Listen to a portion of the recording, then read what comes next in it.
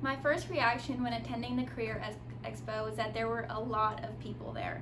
I tried to locate the companies I had chosen to talk to that day, but that actually proved to be quite difficult because the tables weren't numbered as they were in the paper I was given. But eventually, after roaming around for a bit, I was able to locate Biloxi Police Department.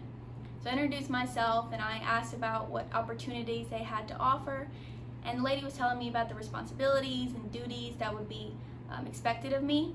And she also talked about the many departments within Biloxi Police Department, such as crime scene investigation, bomb squad, parole officer, things like that.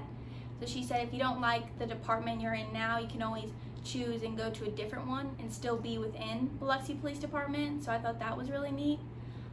She had a lot of great things to say about being a part of the Biloxi Police Department, and it really got me interested. So overall, I think that conversation went really well. So after I finished that, I looked for IRS criminal investigation.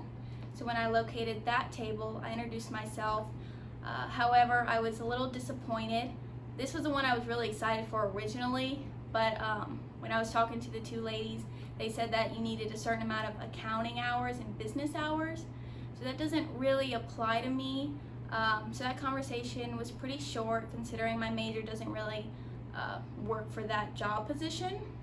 But it was really good to know them and good to know that doesn't apply to me and I can eliminate that as an option. So my last company that I looked for was for the office of Congressman Garrett Graves. Now this one was really interesting as well. They said they offer multiple internships. They offer internships in the fall, in the spring, and in the summer. And in the summer they offer them in Washington, D.C. and in Baton Rouge. So I thought that was pretty neat.